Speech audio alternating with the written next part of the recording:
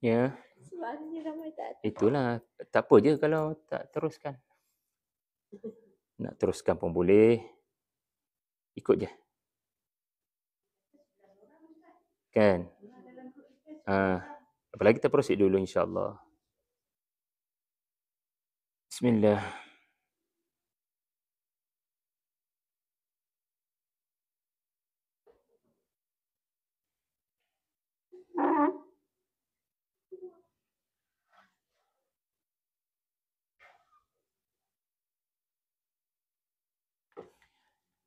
Bismillahirrahmanirrahim. Kita mulakan puan-puan. Assalamualaikum warahmatullahi wabarakatuh. Al-Fatihah. Bismillahirrahmanirrahim. Alhamdulillahirabbil alamin. Ar-Rahmanir-Rahim. Maliki yaumiddin. Iyyaka na'budu wa iyyaka nasta'in. Ihdinas siratal mustaqim. Siratal ladzina an'amta 'alaihim ghairil maghdubi 'alaihim waladdallin. Amin ya rabbal alamin.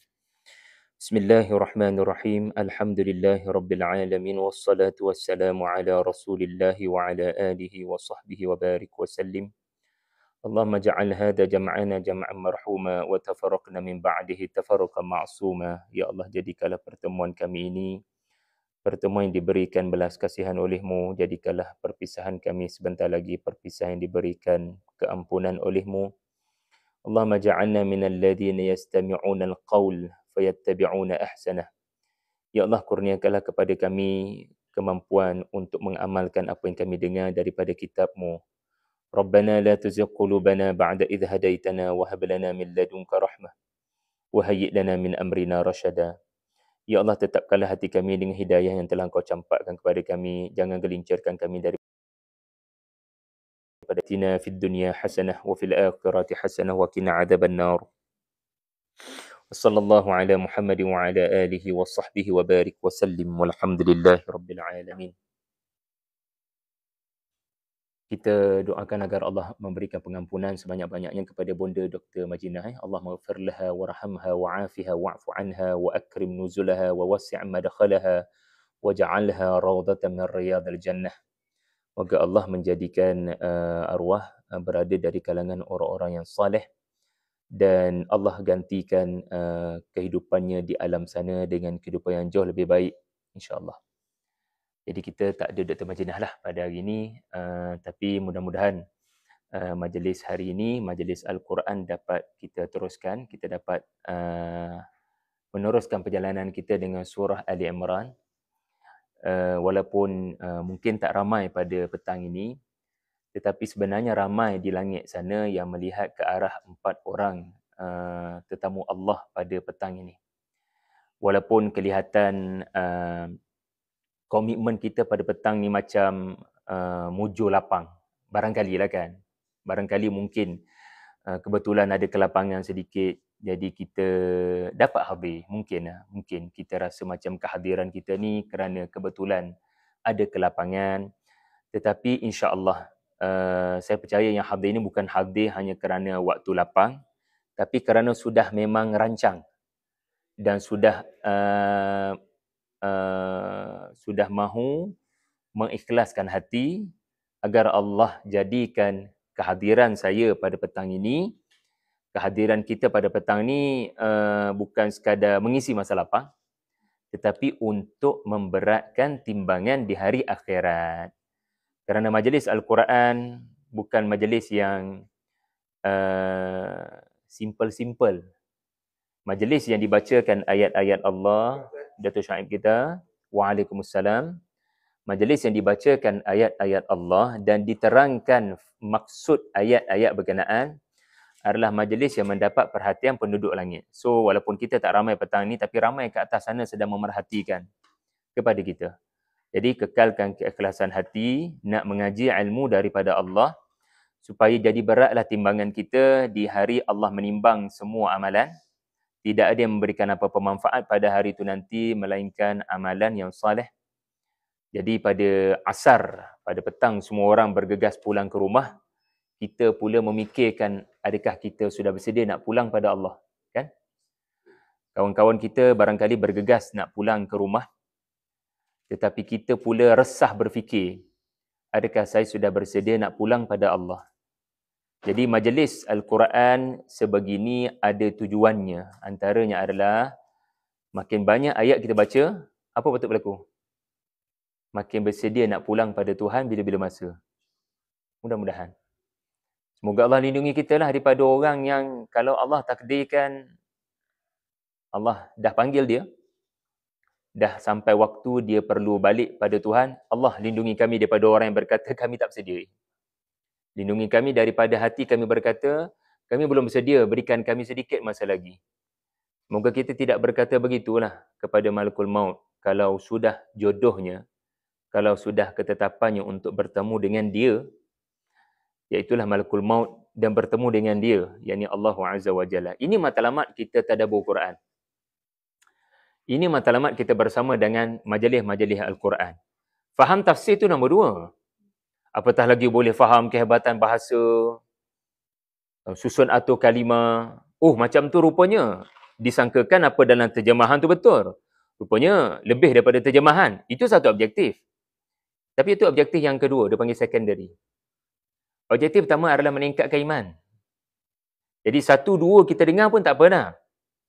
Habis 5.30 pun tak apa, mana boleh. Kena amanah lah kan dengan masa pukul 7 habis tu. Tapi tak dapat banyak pun, sikit pun tak apa, tuan-puan sekalian. Asalkan sedikit yang kita dapat tu, dia membuka fikiran kita tentang alam lain contohnya. Adanya cerita-cerita gaib yang ramai orang tak nampak di luar sana sebab dia dalam hukum alam gaib. Kita tak akan nampak. Jadi surah Ali Imran adalah surah yang penuh dengan cerita alam gaib. Dan di antara cerita alam gaib yang telah kita bincang pada bulan lepas, pada 2 bulan lepas, adalah cerita sejarah. Betul tak sejarah adalah sebahagian daripada alam gaib? Alam gaib ni ada cerita masa depan. Waalaikumsalam Dr. Jasmine. Alam gaib juga membabitkan masa lampau. Alam gaib ni ada dua simpang. Termasuk alam gaib adalah masa depan, kita tak tahu apa akan berlaku pada kita. Juga masa lampau adalah apa yang dah berlaku di masa lampau sebab kita tidak pernah bertemu dengan orang-orang tersebut. Betul kan? Kita tidak pernah bertemu dengan siapa kita bincang bulan lepas? Nabi Isa ibnu Maryam. Kita tidak berada di lokasi The Last Supper. Kita tidak juga menyaksikan anak muridnya disalib. Kita juga tidak menyaksikan bagaimana Maryam melahirkan Isa. Jadi seseorang boleh menjadi tak tahu tentang apa yang dah berlaku. Orang kata, sejarawan pun kata, semua orang boleh berkata tentang apa yang dah berlaku, tapi tak ada jaminan benda itu betul. Tak ada jaminan benda itu keluar daripada mulut Nabi Isa. Hanya kerana ramai orang kata belum tentu itu betul-betul keluar daripada mulut Isa ataupun ibunya Maryam, ataupun Nabi Zakaria, ataupun keluar daripada mulut Yahya. Belum tentu benar. Sebab tak ada orang hidup zaman dulu, 2000 tahun dulu yang masih hidup dan ada di Kebijang Ampang Puteri yang kita boleh rujuk. Tak ada. Tapi yang confirm, ada yang maha hidup ketika peristiwa tokoh-tokoh berkenaan berlaku. Allahu la illa wal hayyu. Dia maha hidup. Dan dia merekodkan kisah berkenaan di dalam surah Ali Imran. Jadi saya rasa kita boleh ulang kaji kot. Kita dah lalu kisah siapa antaranya Nabi Isa, Maryam, Zakaria, Yahya, Jibril yang datang. Tapi kan ketika kita telah diberitahu kebenaran, fakta tentang kisah berkenaan, antara faktanya apa? Nabi Isa ditidurkan sebelum diangkat naik ke langit. Dan bukan sama sekali Nabi Isa yang disalib. Apa lagi fakta yang kita belajar? Isa adalah hamba Allah. Tiada kena-mengena dengan ketuhanan, jauh sekali daripada anak Tuhan. Apa lagi kebenaran kita dapat? Ya, Zakaria beroleh anak pada usia yang sangat tua. Tetapi ada orang, Waalaikumsalam. Dia tidak boleh menerima fakta kebenaran hanya kerana fakta dan kebenaran itu datang daripada kumpulan lain. Walaupun kumpulan lain orang yang mungkin bukan dalam kumpulan kita, dia bercakap tentang kebenaran, dia bercakap dengan data, dia bercakap dengan fakta, tapi kerana awak puak lain, kita orang tak diterima, minta maaf lah. Jadi cerita Isa, cerita Maryam, salamullah alaihim, adalah cerita yang telah disampaikan dari lidah Nabi dan ia adalah cerita benar. Nabi kita diturunkan kisah-kisah gaib tadi. Nabi diberikan al-haq ayat 60. Nabi diturunkan dengan al-haq. Sebut ramai-ramai. Al-haq. Orang Melayu kata hakikat. Hakikatnya, tuan-puan pernah bagi ucapan tak? Tiba-tiba ada ucapan tu hakikatnya, tuan-tuan. Ataupun kepada pesakit. Minta maaflah nak sebut. Hakikatnya sakit anda, dia akan rasa something. Sebab hakikatnya menunjukkan kajian. Pengalaman yang tidak setahun dua daripada orang yang bercakap hakikatnya. Dalam bahasa Kelantan dia sebut actually kan. Actually. Basically. Actually. Kan? Jadi apabila apa yang telah disampaikan adalah kebenaran, masih ada orang yang menjadi mumtarin. Ya, masih ada orang yang sengaja tak nak percaya hanya kerana Rasul yang bernama Muhammad sallallahu alaihi wasallam bukan daripada Yahudi, bukan daripada Nasrani. Jadi kami tak boleh terima apa yang kamu cakap, walau apa yang kamu cakap adalah kebenaran. Jadi apa kita belajar? Boleh kita cuba kutip beberapa pelajaran pada petang ni. Nombor 1 kita belajar, sentiasa ada manusia sombong. Dia tak boleh terima kebenaran walaupun fakta. Hanya kerana sebab apa? Asabiyah. Hanya kerana awak bukan daripada kami Najran. Okey. Masih ingat tak surah Al-Imran ni turun sebab apa? Salah satunya adalah, ada berapa sebab? Ada 3 sebab. Ingat lagi ada 3 bahagian? Hadir ke tidak kelas-kelas sebelum ni? Bahagian pertama sebab Perang Badar. Tahniah Perang Badar, cuma kena hati-hati. Jangan kata kamu menang kerana kebendaan.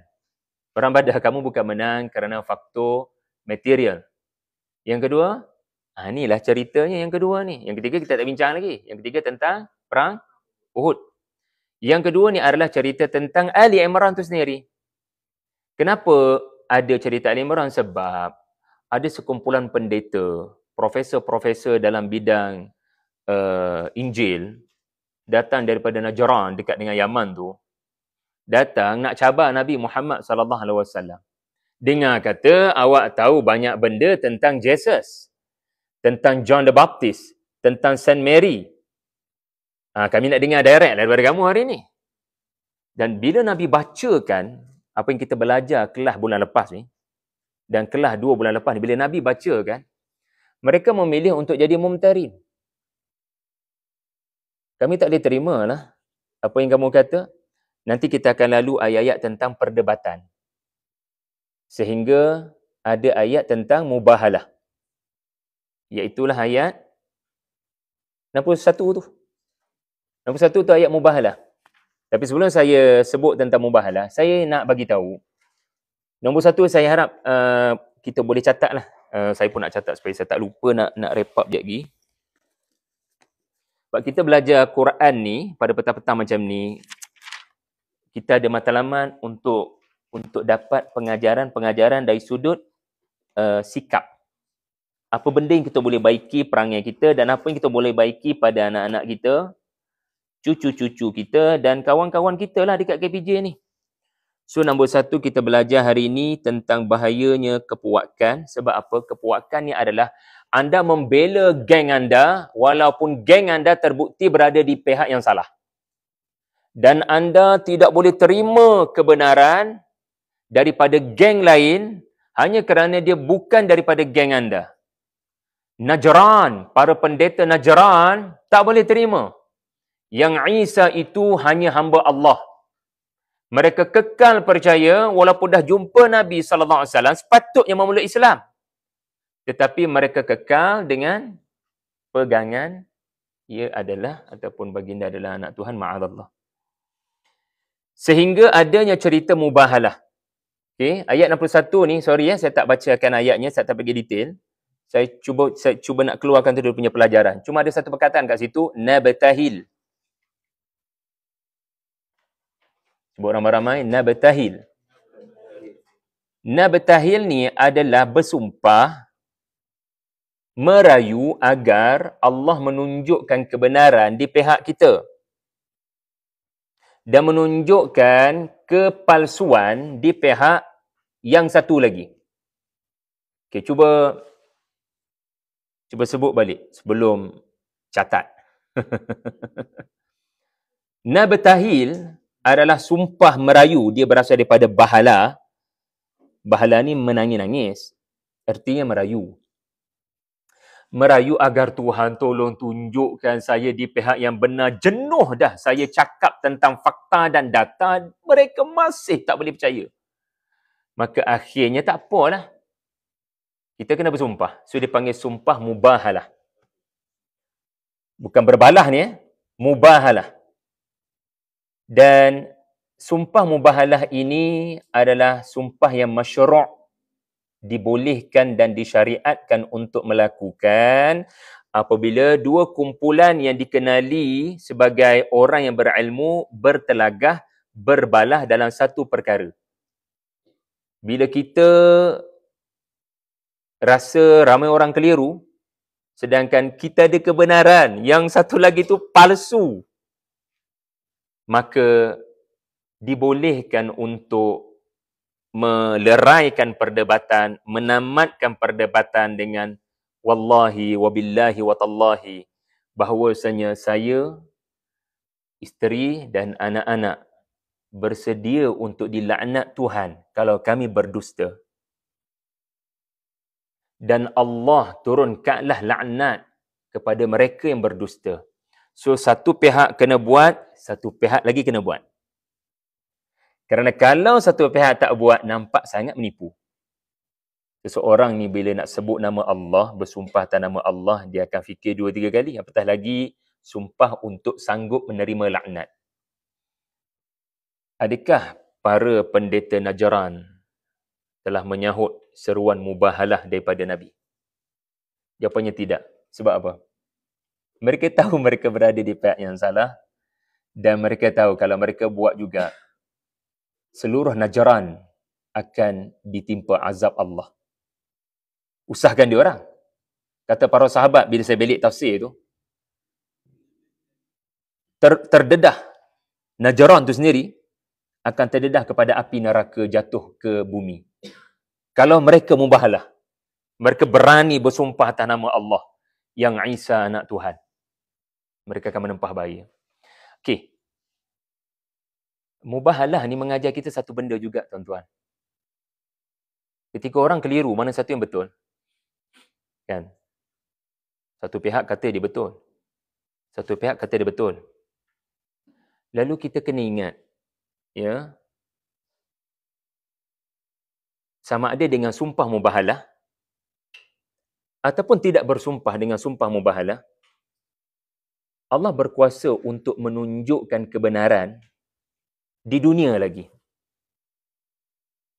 Sebab bila baca tafsir, memang ada dalam sejarah Islam ini mereka yang berani bermubahalah, sedangkan mereka di pihak yang batil akhirnya menerima akibat, akhirnya menerima laknat, akhirnya menerima bala.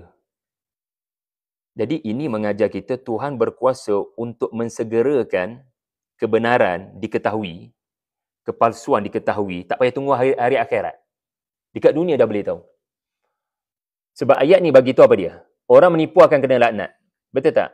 Hujung ayat 61 tu, orang menipu pasti akan dilaknat Allah. Kadang di dunia lagi dah kena. Semoga Allah menunjukkan laknatnya kepada orang yang suka berdusta dan menipu satu dunia yang mereka berada di pihak yang benar, seperti rejim Zionis.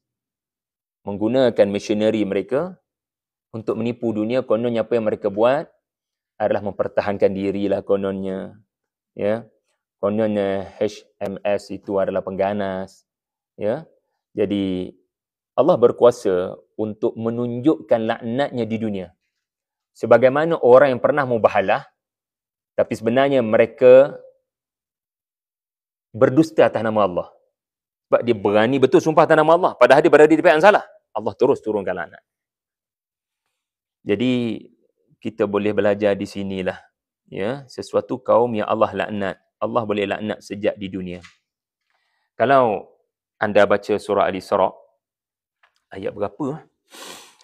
Ada cerita pokok yang dilaknat, Dr. Jasmine, kalau perasan lah.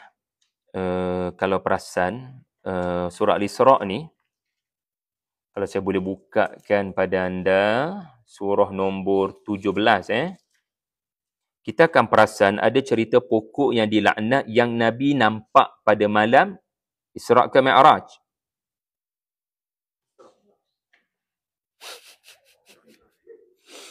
Nabi nampak pokok yang dilaknat pada malam Isra' ke Mi'raj.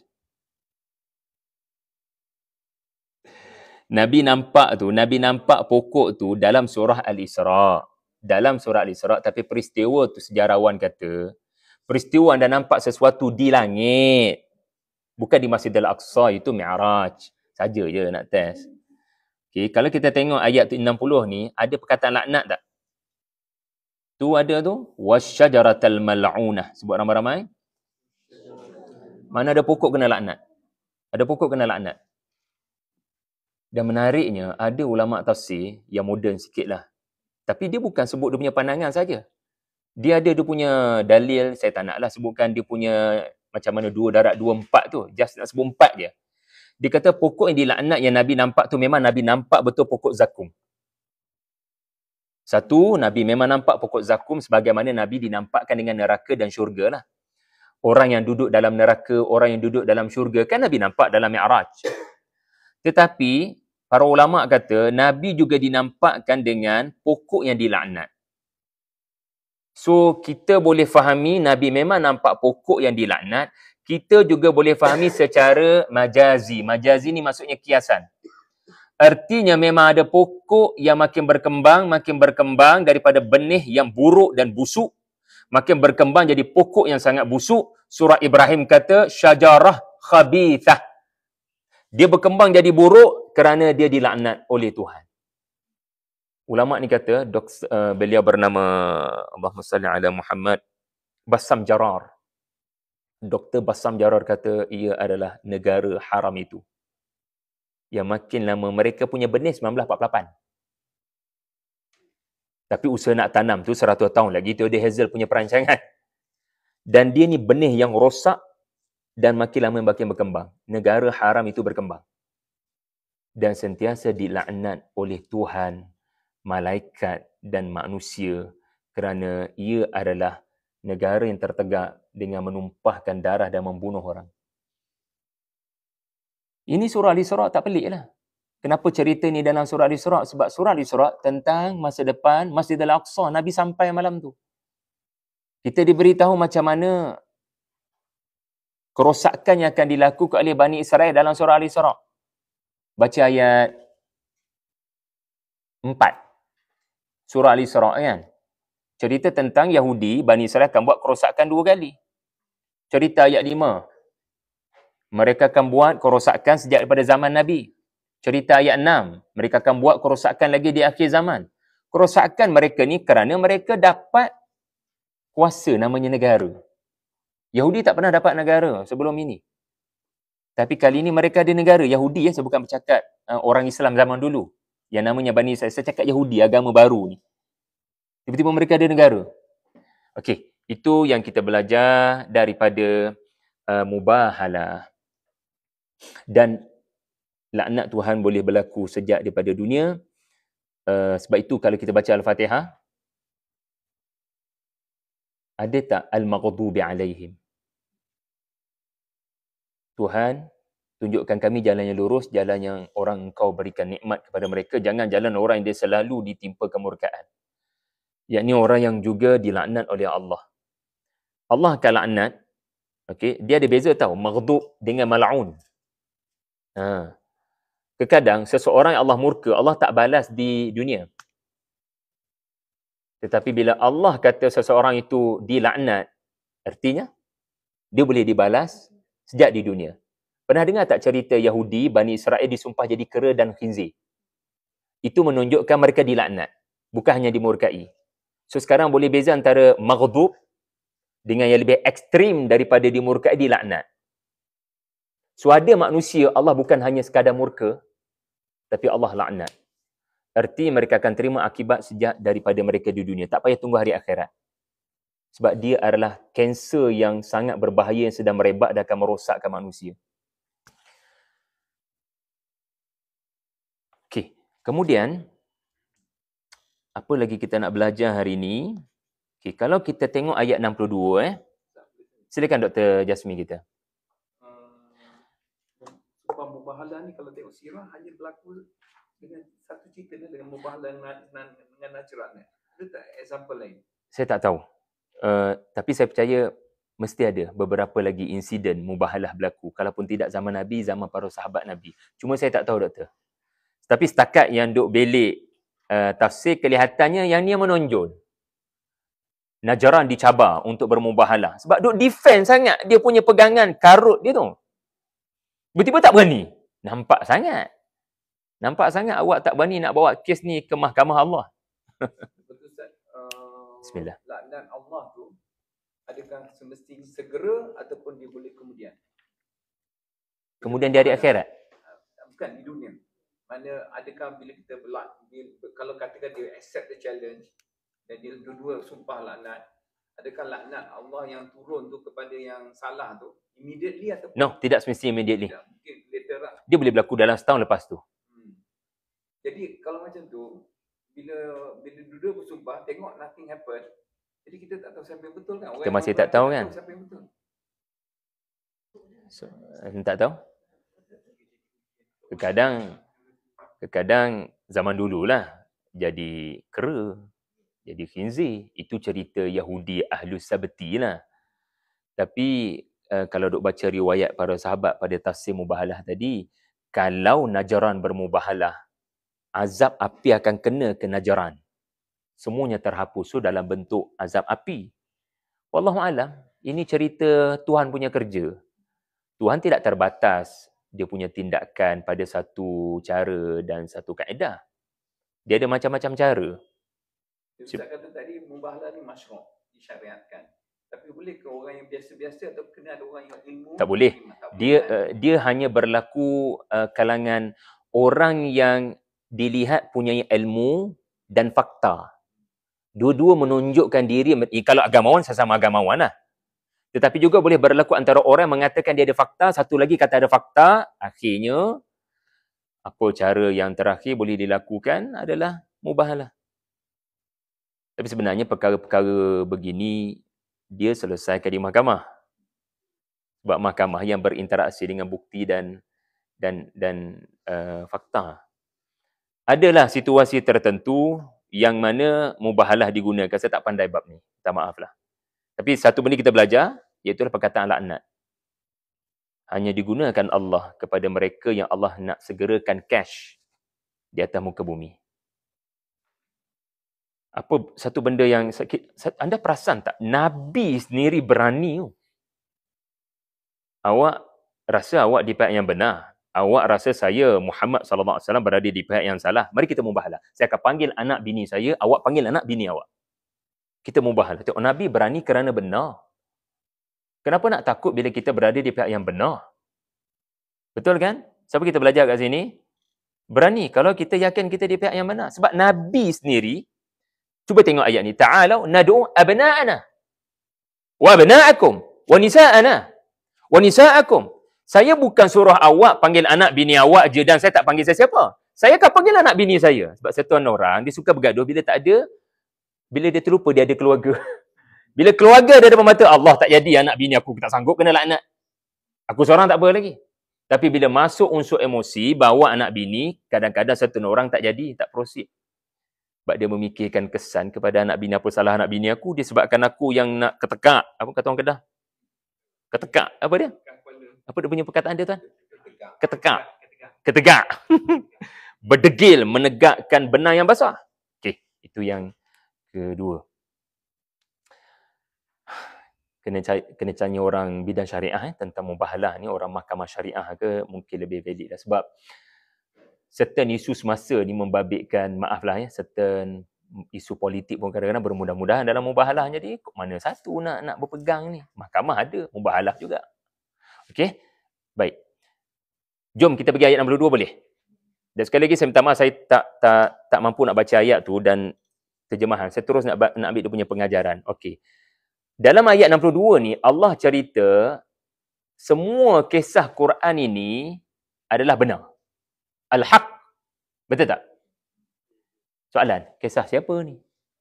Kisah dalam surah Al-Imran lah. Doktor. Okey. Kisah siapa dalam surah Al-Imran? Yang kita bincang tu lah. Zakaria, Yahya, Isa, Maryam. Tapi ini bukannya kisah dalam surah Al-Imran. Ini adalah semua kisah di dalam Al-Quran. So, kisah dalam Quran ada berapa persen? Ini ulang kaji je, ya. 1/4 Dr. Jasmi. 1/3 akidah, 1/3 ibadah, 1/3 akhlak. 1/4, kita punya pecahan kena betul 1/4 maknanya 25% lebih kurang, Dr. Sulaiman Ad-Dukur yang kata, adalah cerita masa lampau. Cerita orang baik, cerita orang tak baik, cerita Nabi, cerita bukan Nabi, asalkan dalam kategori cerita yang dah berlaku di masa lampau. Maka ia adalah qasas. Cumanya yang kita nak belajar hari ini, yang ketiga kita nak belajar, Al-Haq ni apa? Yang saya bagi tahu anda tadi, Al-Haq adalah benda benar. Selain daripada kebenaran, adalah kebatilan. Contoh Israiliyat. Israiliyat kata, Nabi Sulaiman mendapati di atas singgasananya ada iblis ataupun jin memerintah kerajaan Palestin sebab jin itu berjaya merampas cincin Nabi Allah Sulaiman, the Lord of the Ring. Terkejut Nabi Sulaiman pada satu hari, dia punya penak-penak berperang nak jaga kestabilan negara Palestin pada hari itu, balik-balik iblis memerintah. Lalu terus baginda nak dapatkan balik cincin berkenaan, iblis cabut lari. Dia sengaja duduk atas arah nak beritahu, hari ni kau kalah, okey. Hari ni aku menang.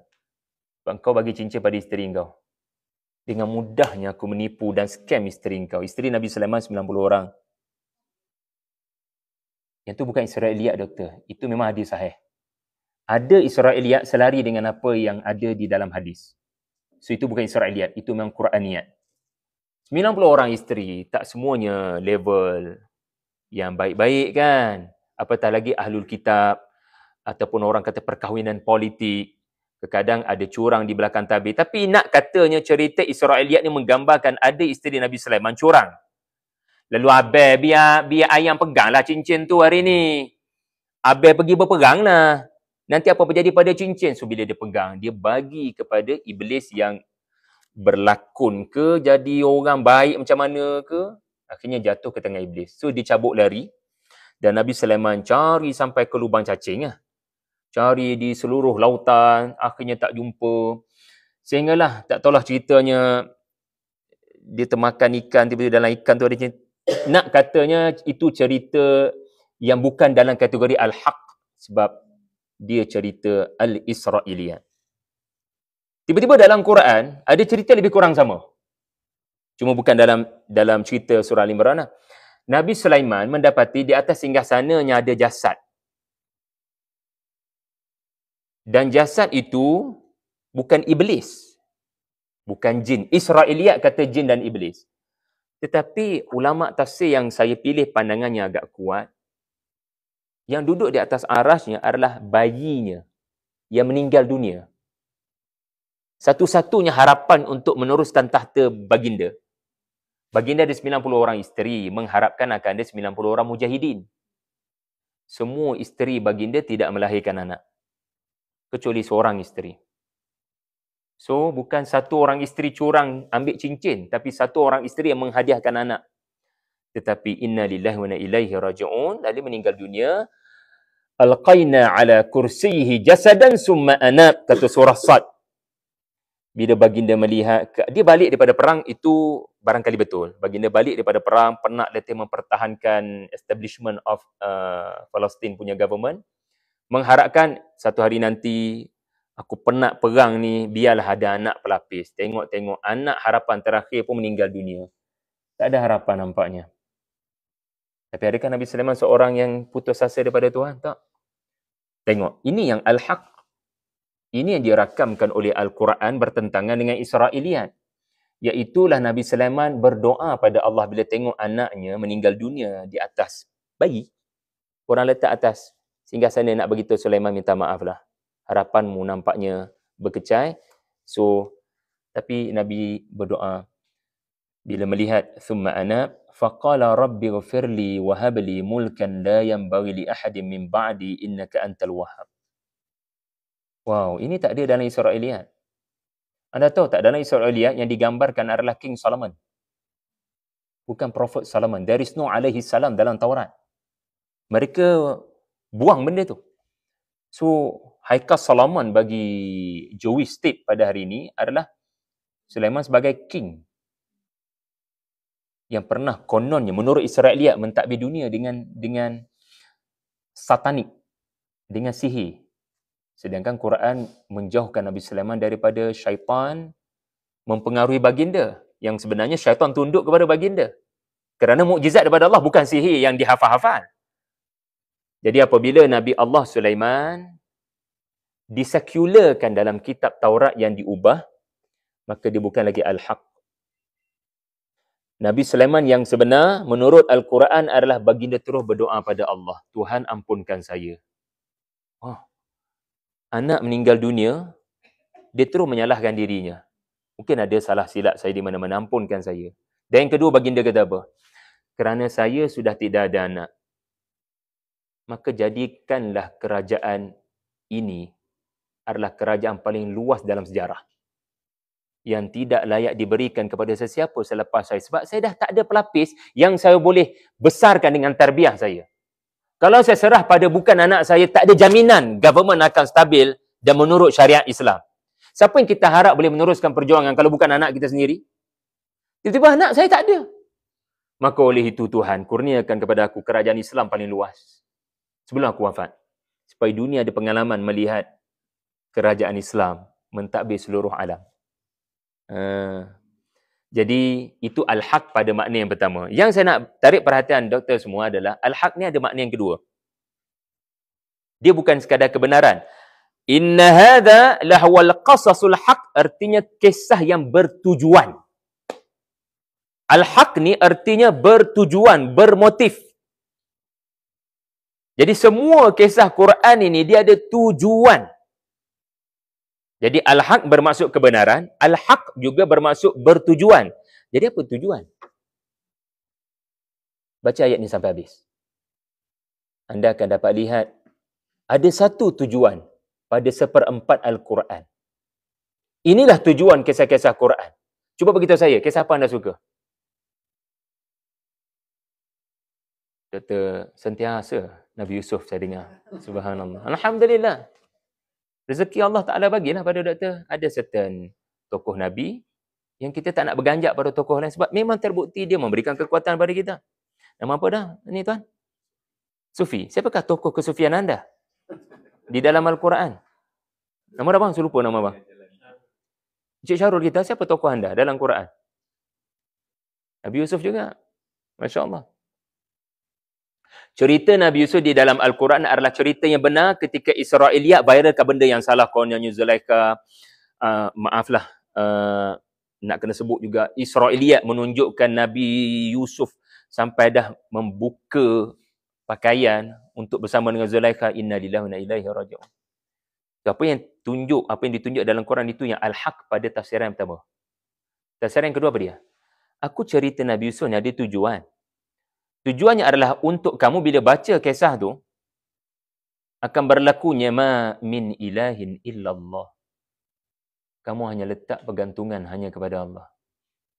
Kamu tahu Allah ada di mana-mana dan takkan dibiarkan sesiapa yang bertawakal pada dia. Kalau kamu bertawakal pada makhluk, engkau akan kecewa.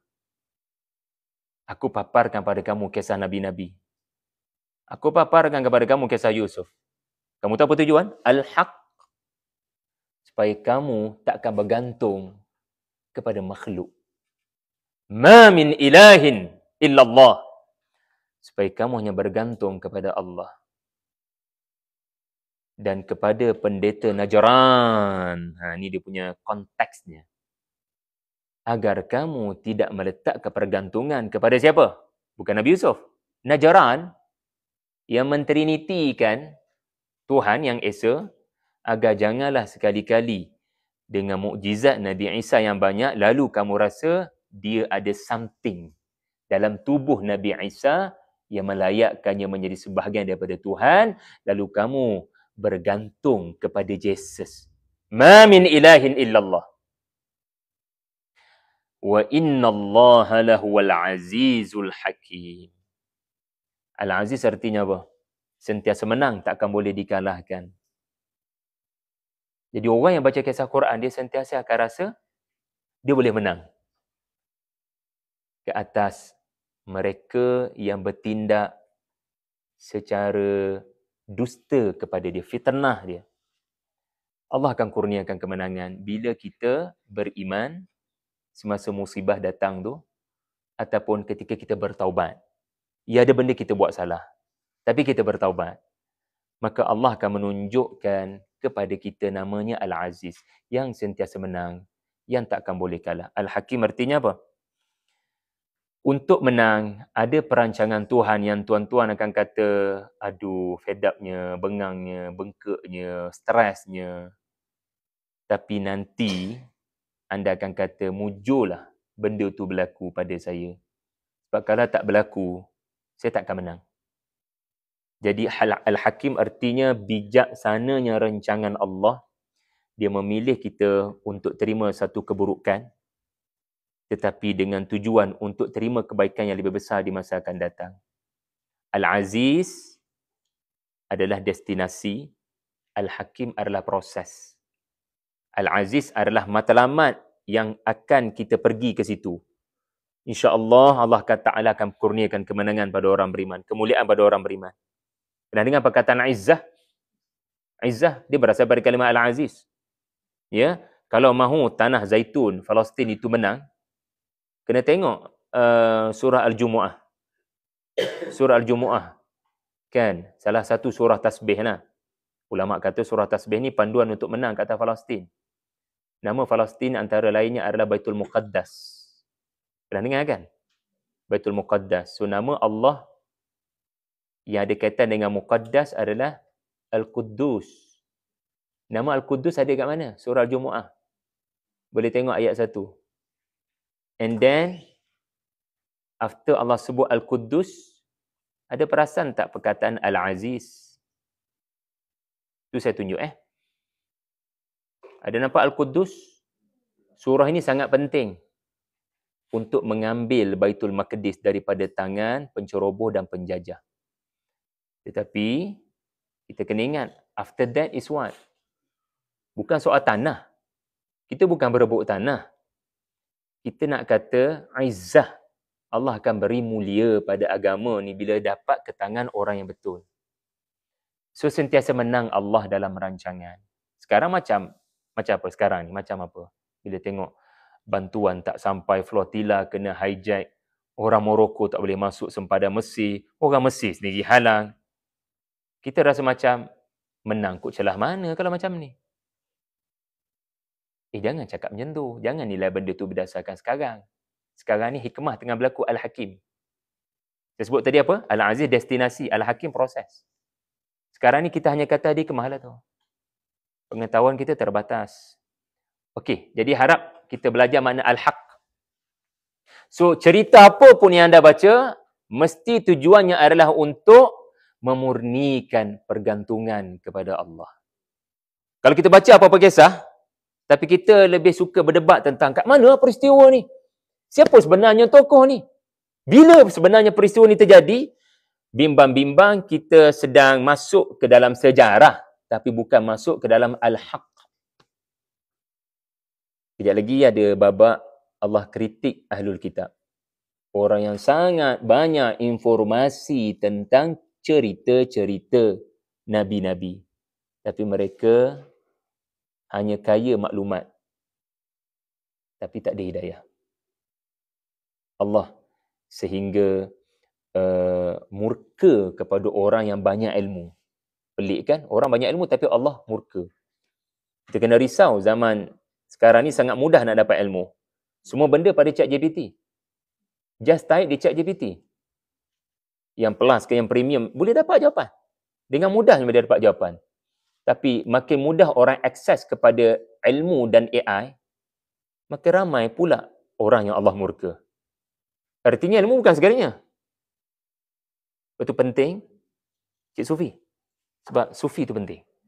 Kesufian, kerohanian, spiritual. Cerita Quran penuh dengan unsur spiritual. Cerita Israiliyat penuh dengan maklumat dan perincian yang jauh daripada spiritual. Nak cari ayat pasal lihatlah ke arah unta, lihatlah ke arah gunung, lihatlah ke arah langit. Cuba tengok Old Testament. Cuba lihat New Testament. Hampir tak ada. Wal asri, wad duha. Saya bukan sebut apa yang saya kaji. Saya just share apa yang orang kaji tentang Old Testament dengan New Testament. Susah nak jumpa ayat kauniyah. Pernah dengar ayat kauniyah? Perintah merenung kepada alam sekeliling. Sebagai tanda Tuhan tu ada. Tengah mentadbir pun. Hampir tak ada. Semuanya hanya cerita-cerita yang diperincikan dan hukum hakam yang diperincikan. Tapi unsur Tuhan tu sendiri menghadirkan perasaan takut pada Tuhan hampir tidak ada lah tuan-tuan. Okey, soal hak kita belajar pada hari ini. Doktor?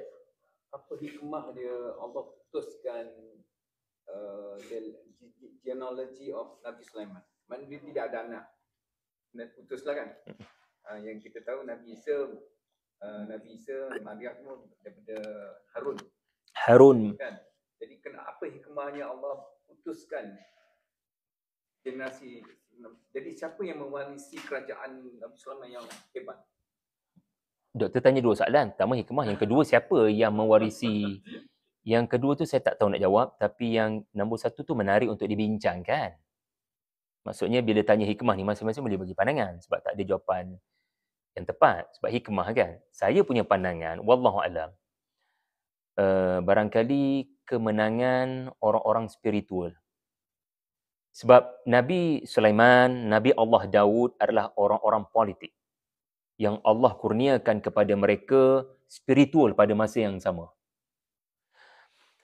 Tak semua orang mampu untuk kekal dengan sifat takwa pada masa sama dia pemerintah yang agung dan pempengaruh yang luar biasa. Tak semua orang mampu. Hanya figure-figure tertentu saja seperti Zulkarnain, Nabi Sulaiman, Nabi Daud. Maka bila tak ramai orang macam tu, yang mampu macam tu, maka awam macam kita ni, basic yang kita kena ambil adalah beri perhatian kepada kesihatan spiritual. Ketika kita tak mampu nak jadi leader, sebab semua kita ni berani ke nak ke depan? Semua kita ni berani ke nak bertanding pilihan raya? Semua kita berani nak jadi YB? Saya rasa majoriti orang tak bersedia untuk lalu laluan politik. Maka apa laluan majoriti orang Islam? Maka beri perhatian kepada kesihatan hati, kecemerlangan spiritual, dan ikon dalam hal ni adalah Nabi Harun. Menjawab Dr. Jasmine punya persoalan lah. Genealogi Maryam, genealogi Isa, Ukhta Harun. Wallahu alam. Nabi Musa, Nabi Harun dari kalangan mereka yang Allah tak beri kemenangan ke atas tanah Palestin. Allah tangguhkan kemenangan. Tapi Allah bagi kepada Yusha' bin Nun.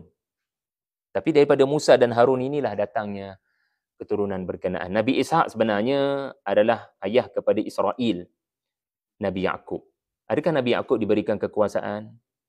Adakah Nabi Ishaq dikurniakan kekuasaan? Jawapannya tidak. So barangkali kita kena belajar sesuatu, kuasa politik bukan segalanya.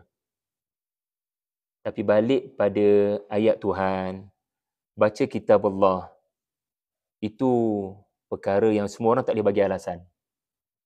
Dan kat situ adanya kekuatan. Sebab saya tertanya-tanya juga, kalau surah Al-Isra' Nabi baca setiap malam, kenapa? Sebab Nabi sampai di Palestin sebelum tu. So Nabi semacam dapat hadiah lah. Namanya surah Al-Isra' selain daripada hadiah semayang tu. So Nabi dapat hadiah yang seterusnya surah Al-Isra. Dan cara Nabi hargai hadiah tu adalah setiap malam Nabi tak tinggal. Bukannya surah Al-Mulk tau. Surah Al-Isra Nabi baca setiap malam. Nabi baca tu sebagai pemimpin Madinah. Nabi ada kuasa. Tapi bila baca surah Al-Isra, ada cerita Nabi Sulaiman? Tak ada. Ada cerita Nabi Daud? Ada cerita Nabi Daud, tapi bukan cerita Nabi Daud memerintah. Nabi Daud dikurniakan Zabur. Yang tu ada. Nabi Daud ni ada banyak cerita berperang dengan Talut. Nabi Daud ada cerita mahkamah baginda mengadili kes. Nabi Daud. Tiba-tiba dalam Isra, baginda terima kitab Zabur yang ada unsur spiritual. Jadi saya tertanya-tanya kenapa Nabi sebagai pemimpin Madinah menerima surah Al-Isra yang sangat penuh dengan cerita-cerita tentang tahajud, tentang fardu salat. Semua cerita ini dalam surah Al-Isra. Dan sebelum cerita-cerita itu adalah cerita Nabi kena islah masyarakat lah. Jangan bunuh anak, jangan merampas harta anak yatim, jangan membazir, jangan membunuh, jangan berzina. Which is Nabi kena buatlah sebagai pemerintah negara. Tapi ayat perang tak ada, ayat pentadbiran negara tak ada. Dia ada di tempat lain lah maksudnya. Seolah-olah ada prioriti yang perlu diberikan. Untuk umat ini bangkit, agar Allah kurniakan kemenangan, kena mula daripada kebersihan spiritual. Bersihkan hati daripada pergantungan kepada material dan kebendaan. Anda tahu siapa yang sekat orang-orang yang datang daripada Morocco nak pergi ke Rafah tu? Tali barut yang dibayar oleh Sisi. As-Sisi. Untuk ganggu dan sekat. Sedih tuan-tuan tengok ucapan doktor, tak tahulah Kristian ke apa dia tu.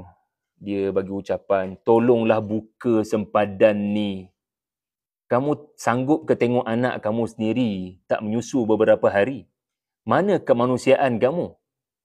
Sehingga orang Islam punya ucapan. Tapi doktor daripada Western.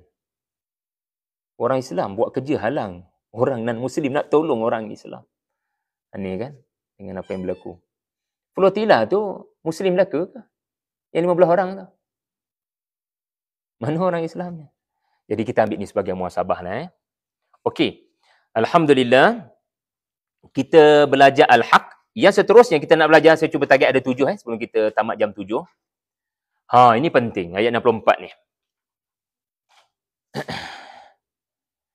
Ayat ni boleh dikatakan ayat wajib Nabi sebut dalam surat-surat Nabi kepada pemimpin-pemimpin negara Arab bila Nabi tulis surat selepas Hudaibiyah. Nabi SAW akan menulis sebahagian daripada ayat ini dalam surat-surat Nabi kepada pemimpin-pemimpin government di seluruh tanah Arab pada tahun 7 Hijrah lebih kurang, lepas Hudaibiyah. Ya. Sebab apa Nabi tulis surat kepada pemimpin-pemimpin yang memimpin negara non-Muslim ni?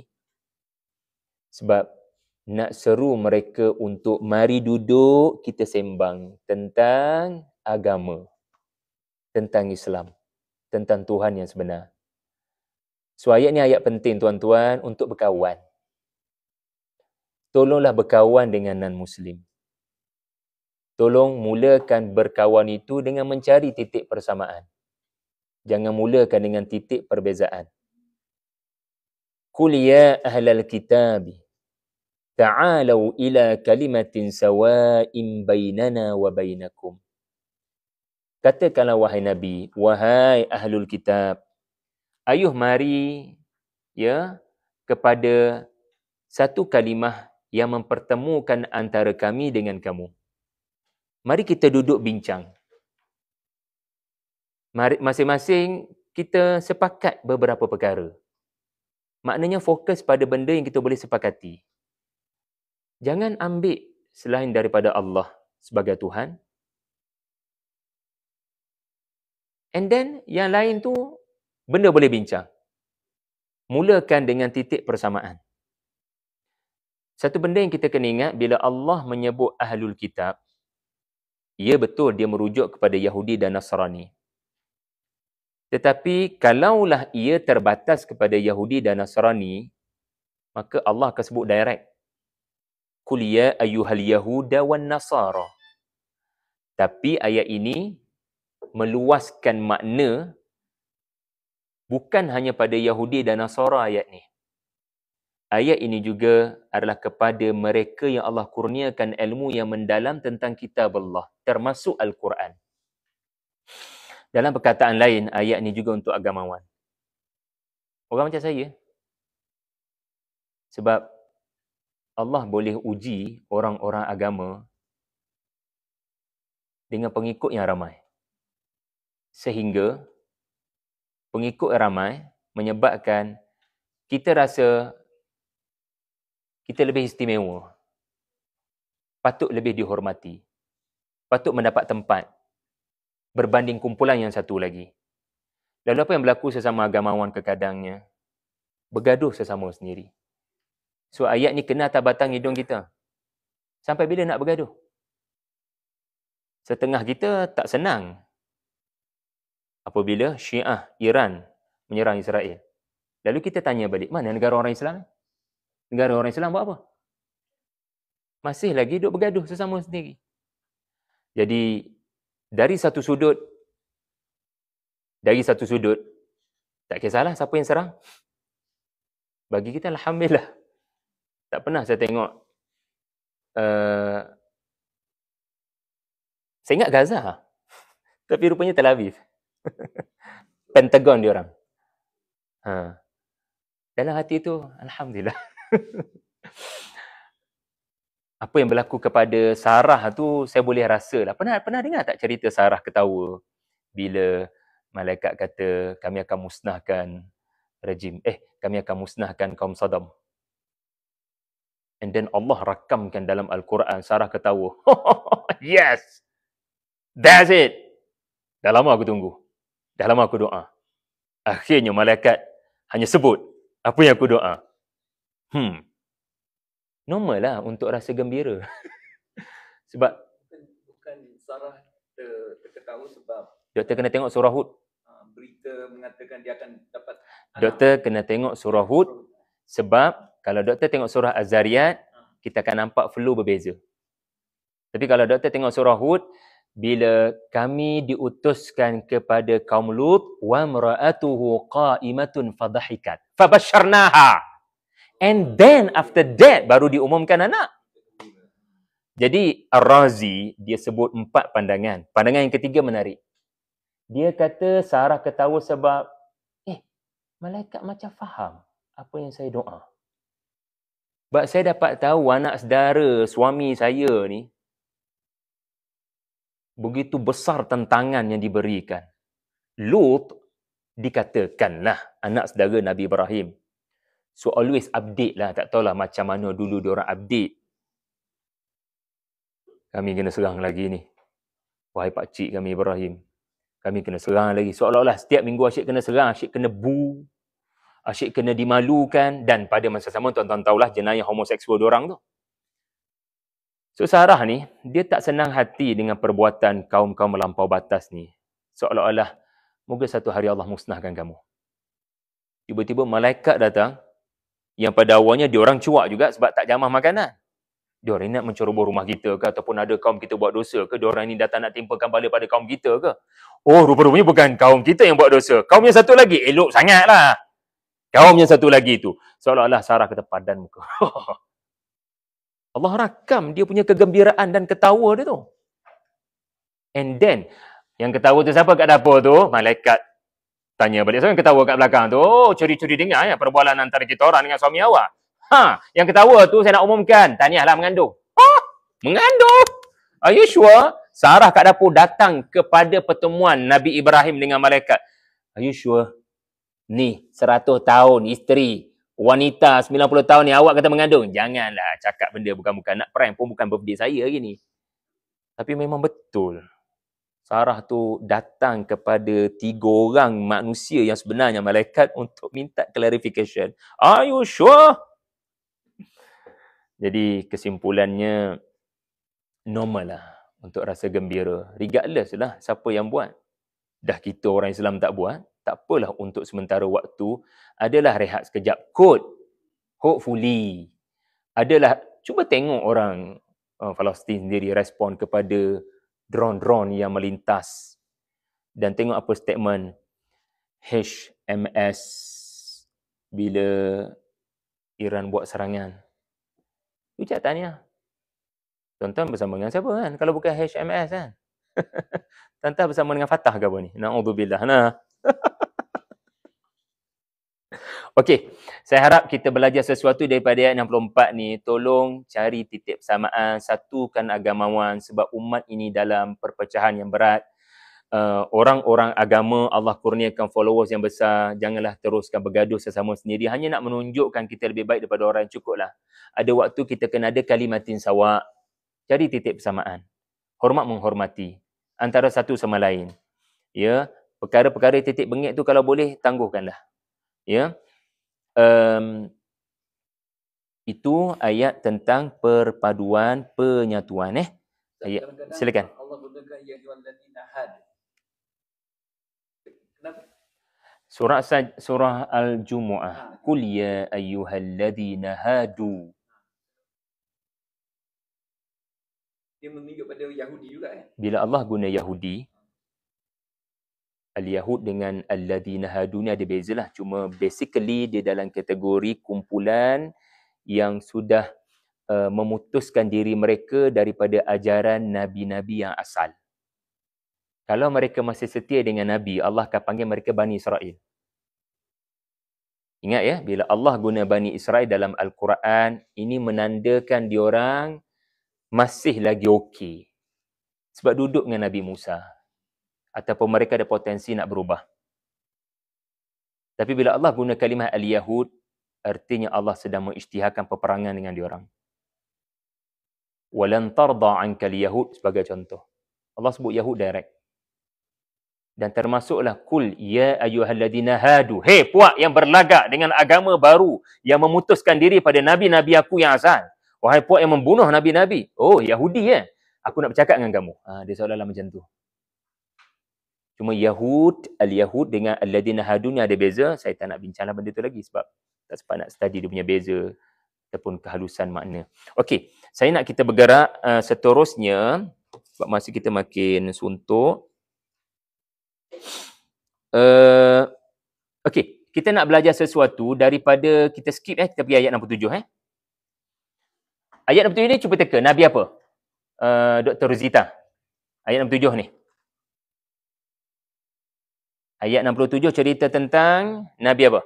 Ibrahim. Nabi Ibrahim. Apa yang menarik pada ayat ini bukan sekadar Allah kata kepada Yahudi dan Nasara, Ibrahim bukan orang Yahudi. Yahudi datang kemudian. Yahudi datang lepas zaman Nabi SAW. Mana mandai kamu pergi masukkan tokoh yang hidup pada zaman Yahudi tak muncul lagi, tiba-tiba kamu masuk ke orang yang dah pergi itu ke dalam geng kamu. Mana kamu petik? Sumber apa yang kamu rujuk? Yahudi pun tak muncul lagi. Ta'assub ni tuan-tuan, bila berlaku. Orang yang dah mati pun masuk dalam geng dia. Macam mana orang yang dah mati tu nak defend? Aku bukan kumpulan korang. Pandai-pandai korang reka cerita. Dia dah tak ada. Dia nak defend macam mana? Maka Allah defend Nabi Ibrahim. Ma kana Ibrahimu Yahudiyan wala Nasraniyan walakin kana hanifan musliman. Okey, yang saya nak kita belajar adalah Hanif ni Gabriel. Benda tu je kita nak belajar. Tak boleh ke sebut walakin kana musliman. Tapi Allah sebut Hanifan terlebih dahulu. Hanif adakah agama? Bukankah Muslim adalah agama? Untuk menjadi Muslim, anda mesti menjadi mazhab Abu Hanifah? Bukan. Kita mazhab Syafi'i. Ini bukan mazhab tuan-tuan. Hanifan di sini adalah sifat. Untuk menjadi Muslim yang setia, tuan-tuan kena jadi Hanif. Ibrahim melalui proses Hanif sebelum menjadi Muslim. Muslim, tolonglah. Bukan sekadar pada kad pengenalan. Muslim sebenarnya adalah struggle hamba Allah setiap masa. Muslim ni artinya submission. Kita menyerah Labbaik Allahumma labbaik. Aku sambut apapun perintahmu Tuhan. Aku sanggup datang walaupun daripada jauh. Ya, ke tanah sucimu. Ada ke kalangan KBJ yang sedang berada di tanah suci lagi ni? Siapa antaranya? Subhanallah, alhamdulillah. Jadi, saya nak kita faham, Muslim ni artinya aku bersedia untuk melakukan apa saja. Ibrahim adalah tokohnya lah. Aku punya anak pun nak dikorbankan. Aku sanggup letakkan isteriku di padang pasir kering kota. Aku sanggup dihumban ke dalam api. Aku sanggup dihalau oleh ayah sendiri demi agama. Aku sanggup. Ini semua ciri-ciri musliman. Tapi kan, untuk seseorang itu benar-benar submit kepada Tuhan, dia ada proses hanif yang dia kena lalu. So, kena faham perkataan hanif adalah, macam mana nak, pernah nampak tak sesuatu yang melekat dengan begitu kuat, menggunakan gam apa? Gam uhu Gam apa-apa. Kita nak cabut, bukan mudah. Tuan-tuan nak cabut, sebab saya punya TV rosak minggu lepas. Saya ada satu kedai tu saya pergi, lebih murah sebab dia ajar kita buat sendiri. DIY. Jadi, walaupun kita dah cabut skru semua, kita perlu kepada proses hanif. Nak cabut keluar daripada benda yang begitu lama melekat ni bukan mudah. Skru dah cabut dah. Tapi ada cara dia tu, kena bantuan dia 3 orang untuk cabut.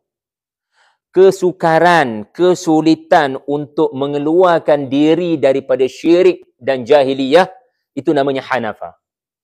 Seseorang yang cenderung kepada kebenaran dan dia menghadapi struggle untuk berpisah dengan kekufuran, maka Allah iktiraf struggle. Pernah dengar tak orang kata sebenarnya saya nak tadabbur Quran ni pun struggle Ustaz? So, dalam bahasa Arab perkataan struggle itu adalah hanif. Dia menghadapi struggle yang besar. Ibrahim adalah tokoh sebab tuan-tuan tahu kan, bukan mudah nak bermusuh ataupun bukan bermusuh, berpisah dengan ayah sendiri, bukan mudah. Ujian pertama Nabi Ibrahim adalah dengan ayah. Ujian kedua Nabi Ibrahim adalah dengan Hajar dan anaknya. Ujian ketiga Nabi Ibrahim adalah dengan Ismail. Bukan mudah nak keluar daripada, kat sini menarik, syirik. Ayat 67 berakhir dengan Ibrahim bukan daripada orang yang syirik walau sedikit pun. Wa makana. Allah Ta'ala sedang mengiktiraf Nabi Ibrahim. Tak ada satu kelumit, satu besar zarah pun syirik pada Nabi Ibrahim. Ingat, syirik bukan hanya menyembah berhala. Ibrahim struggle keluar daripada syirik, termasuk mencintai selain Allah. Sehingga meletak kepergantungan kepada anak. Ibrahim bebas dari syirik. Teringat teks khutbah Kelantan itu sebab saya balik raya di Kelantan. Ibrahim tidak membunuh anaknya. Dia membunuh syirik dan pergantungan kepada kebendaan. Bila Allah perintahkan untuk korbankan anak, Tuhan, labbaik. Muslim berlaku kat sini. Tapi kena ada hanif sebab nak katanya, aku tahu ini bukan mudah. Setengah orang memang Muslim, tapi setengah orang tidak mudah untuk jadi Muslim. Ada orang Muslim sejak pada lahir. Tapi ada orang dia mencari Islam, betul? Anda dan saya, Islam sejak pada lahir atau mencari Islam? Lahir pada Islam kan? Ada tak yang struggle cari Islam ataupun Muslim and then tak berapa Muslim and then kembali Muslim? So, bila kita struggle cari Islam, bila kita macam certain non-Muslim memeluk Islam, maka Allah acknowledge struggle-nya dengan hanya menyebut hanifan. Aku faham struggle kamu. Bukan mudah nak berpisah daripada family yang non-Muslim. Tapi tahniah, kamu telah sampai kepada aku, kata Tuhan lah. Subhanallah. Jadi syirik ini, so kita nak belajar di sini, hanif, dan di sini juga kita belajar, syirik bukan hanya menyembah berhala. Syirik juga beranggapan, ya, yang anak-anakmu sumber bahagia. Isterimu sumber bahagia. Ayahmu sumber bahagia. Satu persatu tiang-tiang pergantungan manusia, Allah cantas untuk Nabi Ibrahim. Sekarang kau nak bergantung pada siapa? Ayah kau dah tak memihak kepada engkau. Hajar dah ditinggalkan di padang pasir. Ismail nak dikorbankan, baru usia yang sangat muda. Engkau nak bergantung pada siapa? Ingat lagi tadi? Ma min ilahin illallah. Ma min ilahin illallah. Okey. Yep. Kenapa perintah menyembelih Ismail melalui mimpi, tidak melalui wahyu? Sebab kalau di luar daripada mimpi, seseorang barangkali sulit untuk melakukannya kerana visual ataupun visualization lebih powerful daripada ilham ataupun perintah malaikat turun. Anda pernah mimpi? Dah marah benar mimpi indah itu dibangun oleh suami anda. Habis apa geraknya? Sedap benar mimpi tadi. Sebab mimpi ni dia macam real, betul tak? Betul kan? Tak pernah mimpi kan. Tengok mimpi buruk kan, sampai memberi kesan. Kadang-kadang kita bangun, betul-betul berpeluh kan. Dia punya takut dia tu, ya Allah mujurlah mimpi kan. Sebab mimpi dia punya visualization itu lagi powerful daripada sekadar mendengar. So Ibrahim barangkali lemah untuk melakukannya, melainkan dia mesti digambarkan secara visual dia sedang melakukannya. Pandangan yang saya pilih Dr. Jasmi adalah Ibrahim AS dinampakkan dalam mimpi itu bukan baginda telah sempurna mengorbankan Ismail. Nabi Ibrahim tak nampak pun dalam mimpi itu Ismail telah putus kepala. Perintahlah dalam bentuk Ibrahim juga bagi saya lah, bila saya baca Maududi punya tafsir, Ibrahim juga tidak dinampakkan. Yang hanya baginda nampak adalah baginda sedang mempersiapkan pisau, mengikat anaknya dan menajamkan pisau, merebahkan kepala. Which is, Ibrahim sedang melihat dirinya sendiri nanti. Bukankah mimpi Nabi adalah fakta daripada masa depan? Dia bukan AI punya creating. Dia memang betul-betul kamu sedang melihat diri kamu. Tetapi mimpi itu berakhir dengan to be continue. Baginda pun terbangun daripada tidur. 3 kali, 3 malam berturut-turut Nabi Ibrahim mimpi benda tu. Dalilnya adalah inni ara. Aku sedang, kalau dalam kata perbuatan dia merujuk kepada fi'il mudhari', bermakna aku melihat berkali-kali. Maka seorang yang diberikan mimpi begitu confirm yakin ini perintah Allah untuk korbankan anak. Aku tak faham dah kot cara lain. Kalau diyakin perintah Allah, kenapa ditanya pendapat Nabi Ismail? Okey, itu kejap saya nak selesaikan dulu doktor, tapi best soalan doktor. Inni ara fil manami anni adzbahu, dan bukannya anni dzabahtu. Kalau dzabahtu dan anni adzbahu, saya dalam proses mengorbankannya.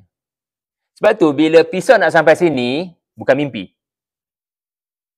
Tapi mimpi juga. Bila pisau nak sampai sini baginda terbang daripada mimpi, betul? Baginda terbang daripada mimpi. Dan bila realiti, bila Ibrahim nak sampaikan pisau di sini, Allah kata, "Ya Ibrahim, qad sadaqta ru'ya." Engkau telah membenarkan mimpi. Enough. Jangan bagi pisau tu sampai. Sebab yang dalam mimpi tak sampai pun pisau tu kena. So tolong benarkan mimpi itu dan tolong stop tafsiran kamu kepada mimpi berkenaannya anakmu akan dikorbankan. Aku tidak mahu ada pertumpahan darah. Aku hanya mahu menguji kamu. So antara cara Allah uji Nabi Ibrahim adalah membiarkan baginda dengan tafsiran baginda. Biar baginda tafsirkan yang dia kena korbankan anak. Biar dia ditafsirkan begitu. Biar dia tafsirkan macam tu. Sebab dengan dia tafsir macam tu akan capai objektif Allah. Dia sedang diuji. Kalau Allah tak nak uji Nabi Ibrahim, dia akan beritahu sebenarnya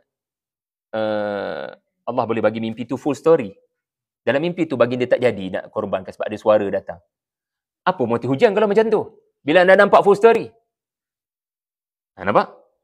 So hanya dengan bahasa Quran saja. Iaitulah ara fi'il mudhari', adzbahu fi'il mudhari', dan bukan sebaliknya fi'il madhi bagi menunjukkan kesempurnaan ibadat berkenaan. Qad saddaqta ru'ya, inna hadha lahuwal bala'ul mubin. Aku sekadar nak uji kamu saja. Okey, doktor tanya mengenai Nabi Ismail. Kenapa Nabi Ibrahim tanya pendapat Nabi Ismail tentang mimpi dia? supaya anak anda, aku nak kau juga dapat pahala. Bukan aku seorang. Kalau jawapan anak anda, papa, buat je lah. Tuhan dah suruh macam mana? Ini jawapan menunjukkan ayah akan dapat pahala insya-Allah, tapi anak dia tak akan dapat pahala syahid yang macam tu. Sebab nampak tak ikhlas. So penting ayah tanya supaya jom kongsi pahala dengan ayah. Dan jawapan anak jelas menunjukkan anak bersedia untuk berkongsi pahala kan. Sebab jawapan anak apa dia? Ya, buat cepat. Kalau Tuhan perintahkan lebih besar daripada korban, ayah kena buat. Okey, ayah akan mendapati saya orang yang sabar. Ayah tenang dengan jawapan tu. Not easy nak jawab macam tu. Anak kan nak kena sembelih kan. Not easy. Tadi Nabi Ismail mesti dah umur yang dah balik yang dah 13 tahun. Kata Abdul Hamid Al-Farahi 13 tahun. Jaraknya dengan Ishak.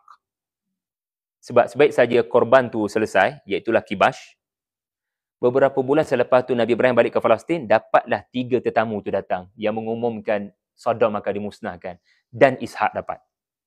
So jarak Ishak dengan Ismail 13 tahun.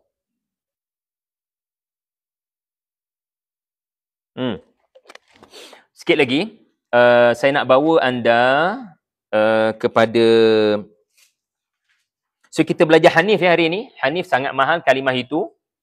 Bukan Abu Hanifah ya, tetapi perkataan Hanif itu. Dan kita juga belajar hari ini syirik bukan hanya menyembah berhala. Okey, 72. Ayat 72 ni mengajar kita jangan cepat gembira apabila kita beroleh pengikut yang sangat ramai, kerana belum tentu semua pengikut tu berkualiti. Entah-entah SB.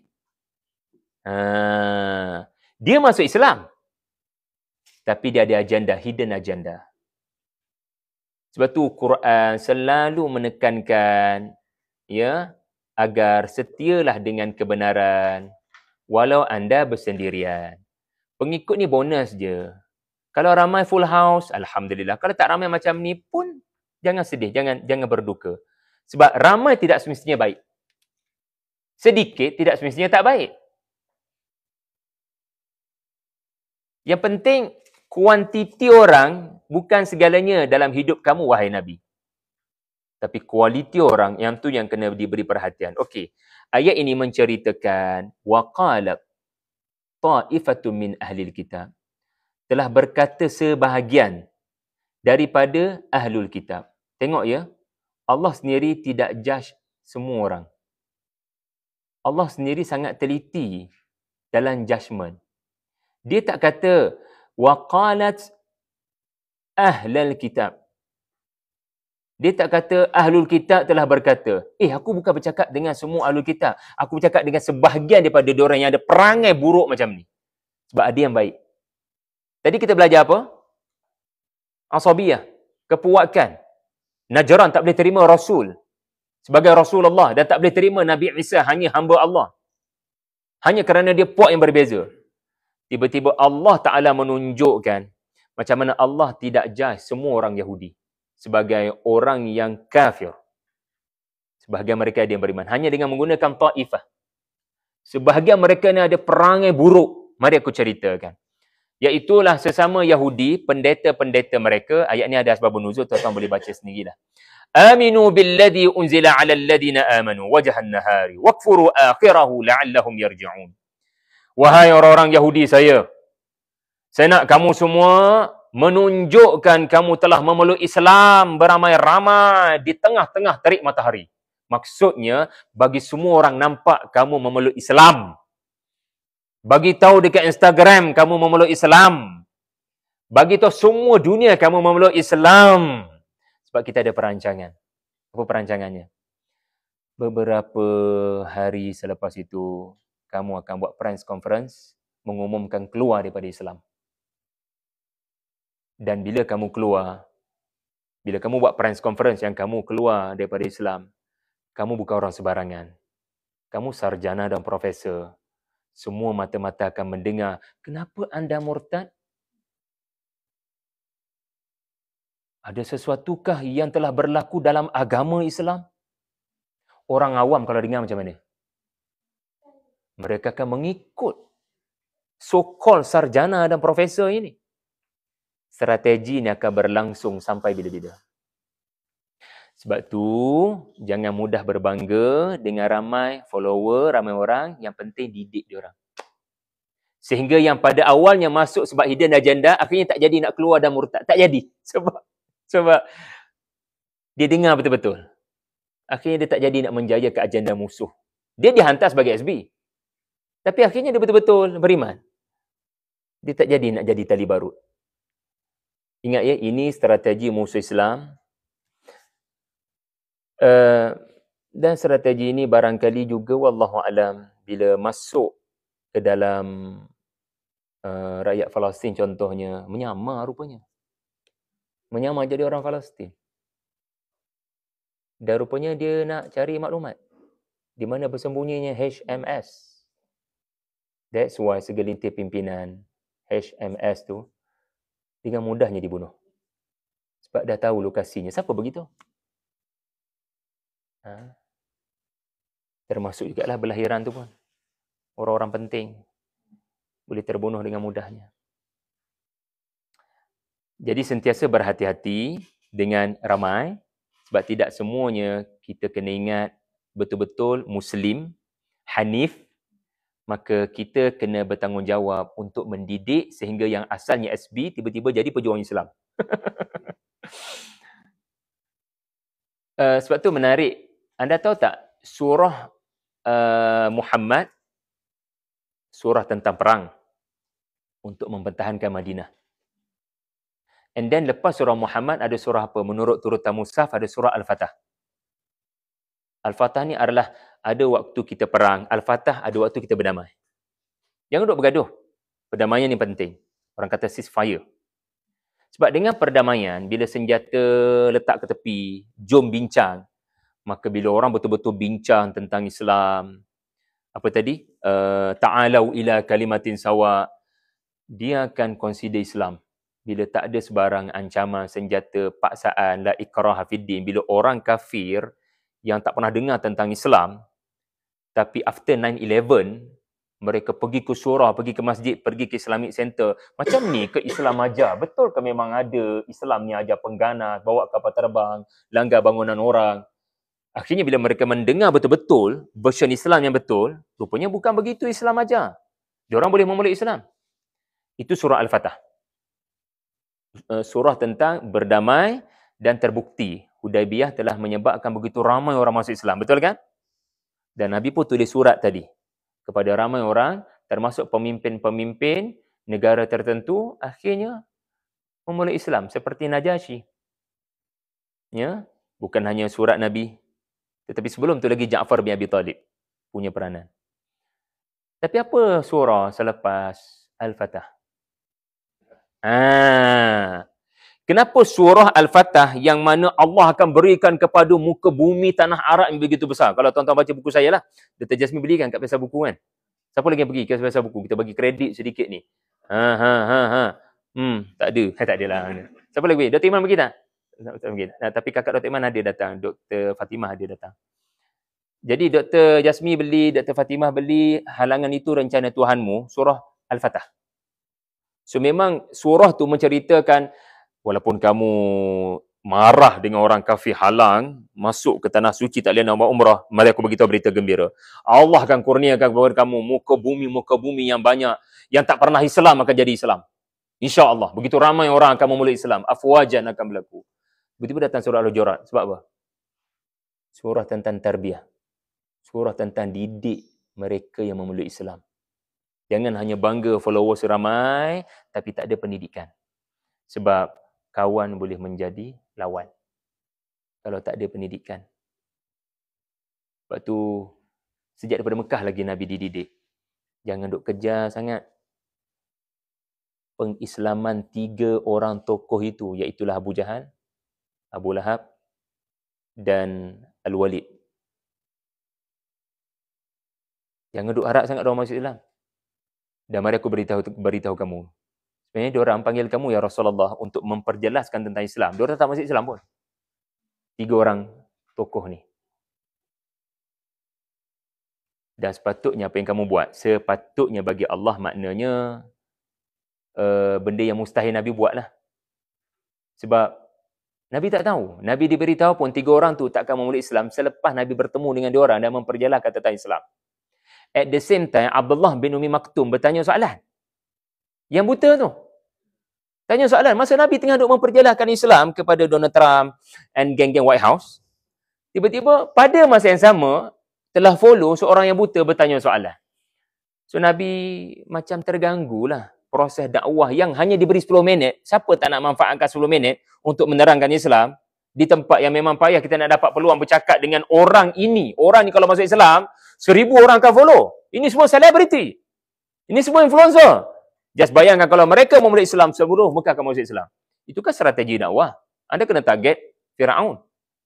Firaun memeluk Islam, baru semua orang akan follow. That's why Musa pergi kepada Firaun. So Nabi memang buat kerja Nabi Musa. Tapi Allah menyebut sepatutnya. Memang Musa Nabi nak balik ke masa lampau lah. Sebab Allah tegur lepas tu. Mari aku beritahu kamu. Sebenarnya mereka perangkap kamu. Supaya bila kamu bercakap tentang Islam di hadapan diorang, kamu tidak lagi terlalu bercakap Islam di luar daripada White House. Just jangan direct sangatlah tegur kita orang. Seksa anak yatim. Kalau boleh, surah Al-Ma'un tu just sampaikan kepada kita orang lah. Jangan duk baca sangat dekat Mekah tu. Nanti ramai orang tak rasa senang dengan kita orang. Janganlah kritik kami di public. PM kami lah better. Jadi apa yang berlaku adalah, sepatutnya kamu tak payah layan diorang tu. Kamu layan ni. Yang dah beriman ni. Tarbiyah dia, santuninya. Subhanallah. Okey. Itu adalah cerita tentang nombor 6. Kita belajar tentang strategi Yahudi zaman berzaman. Ingat, ini strategi Yahudi sampai bila-bila.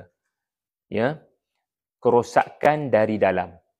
Mereka diupah masuk and then mereka cuba mencari di mana kelemahan-kelemahan yang ada untuk dikatakan macam inilah Islam.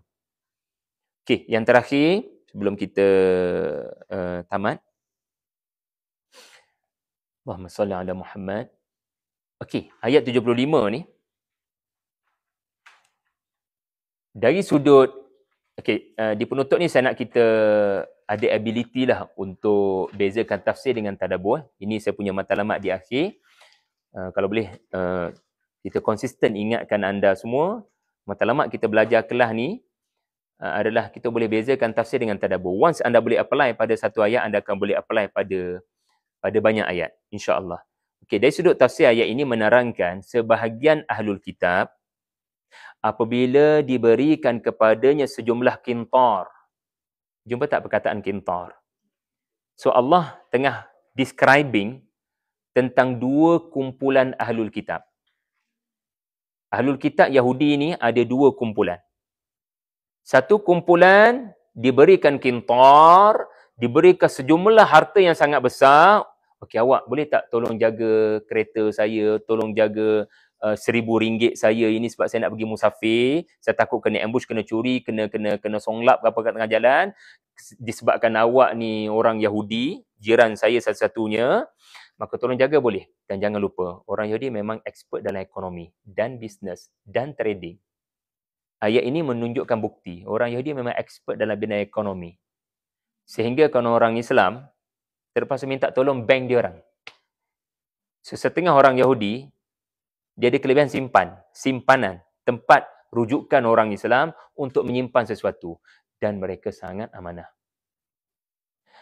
Untuk jaga RM1,000 selepas 1 bulan musafir daripada musim haji, balik-balik, dia orang boleh bagi balik. Nah, ini duit awak. Bila kita minta, dia bagi balik. Dengan mudahnya. Sangat amanah. Dia tak ada bagi RM900 ke lagi 100 saya pulangkan kemudian. Dia tidak memberikan faedah, dia tidak memperkenalkan riba. Sangat amanah. Allah puji ahlul kitab ni. Tapi ada satu lagi yang rosak. Ada satu lagi kategori yang anda bagi RM1 pun untuk dia jaga.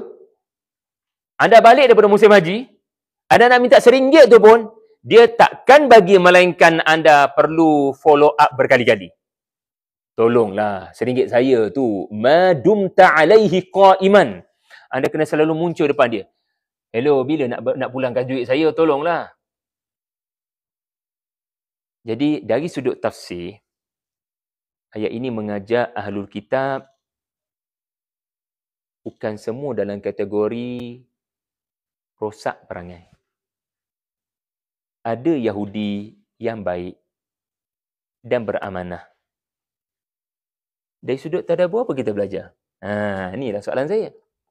Dari sudut tafsir kita tahu ayat ni memang ada asbabun nuzul yang saya tak cerita, tapi dari sudut zahir ayat tu kita boleh faham. Dan kalau boleh saya habiskan ayat ni.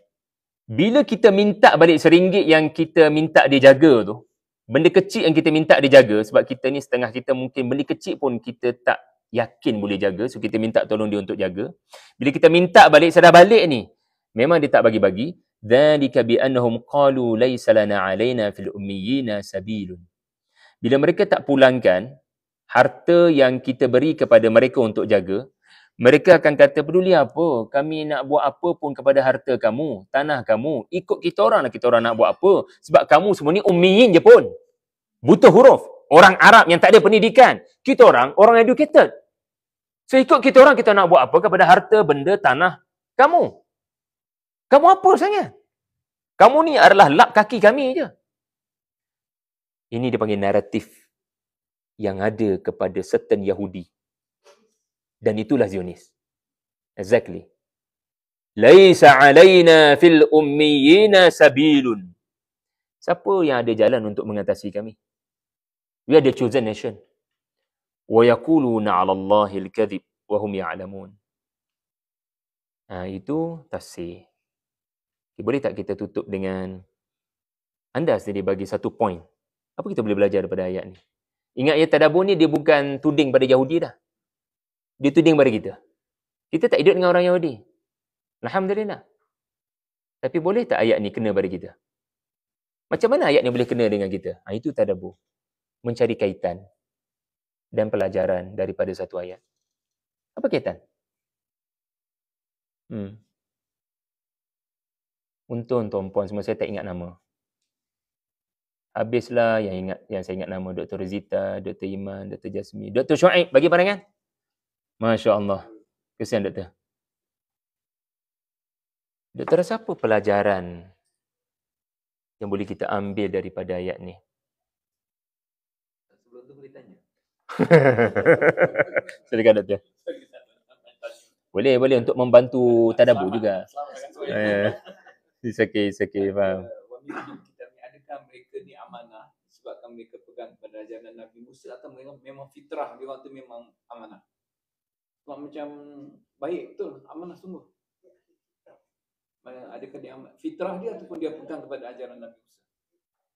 Saya tak tahu fitrah dulu ke, ajaran kitab dulu ke, mana yang datang dulu, mana telur, mana ayam. Tapi saya rasa mereka berpegang teguh pada ajaran Nabi yang asal, ajaran asal Taurat. Sebelum version diorang, volume diorang punya Taurat pun macam-macam. Diorang ni berpegang teguh pada ajaran asal. Mereka berpegang teguh dengan sifat amanah Nabi-Nabi mereka. Entahlah, kalau nak kata genetically ataupun memang mereka perangai baik. Kadang-kadang Ustaz, zaman sekarang, kadang-kadang ada yang kafir yang baik tu. Memang baik betul. Amanah betul. Kita boleh pinjam duit apa dia. Just tengok orang Jepun. Jadi mungkin fitrah kot. Orang Jepun jadi macam tu sebab fitrah ke sebab faktor agama memang tak? Tak. Faktor warisan ialah pastinya itu yang membentuk apa yang kita kata sebagai memang fitrah dia macam tu, sebab fitrah yang dibentuk.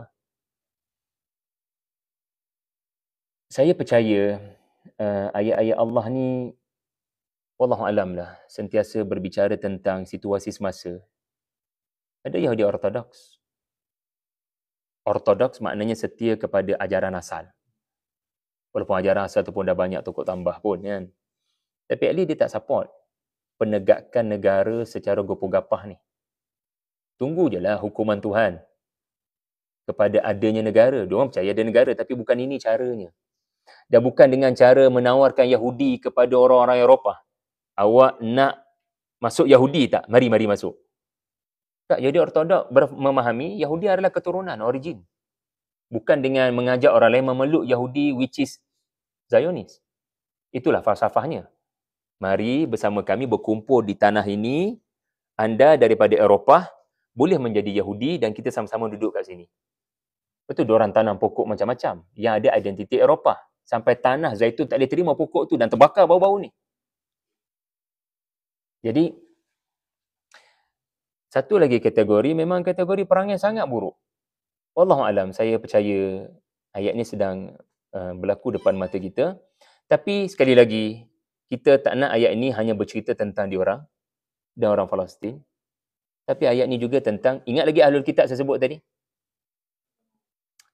Adalah orang yang Allah kurniakan Al-Quran, ilmu Al-Quran. Apa yang boleh berlaku? Ada orang agama yang sangat amanah. Ya? Tetapi ada orang agama yang sangat tidak amanah. Sehingga dia merasakan dia berhak buat apa saja. Ya? Hidupnya menghuraikan agama.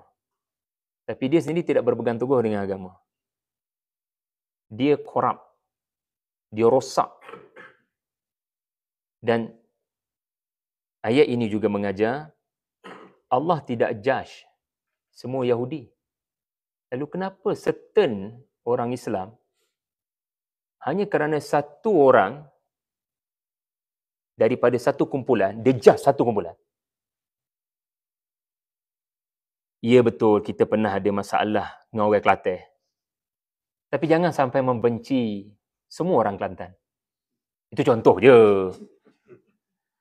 Hanya kerana kita pernah kena scam dengan satu orang, apa contohnya kan, doktor ke, ya, so-called doktor ke, terus kita tak percaya doktor-doktor ni. Jangan macam tu. Just be objective dan teliti. Kena teliti setiap orang ni, jangan buat judgement secara umum. Apa dia panggil? Generalize. Bukan sikap Allah. Allah sebut wamin ahlil kitab.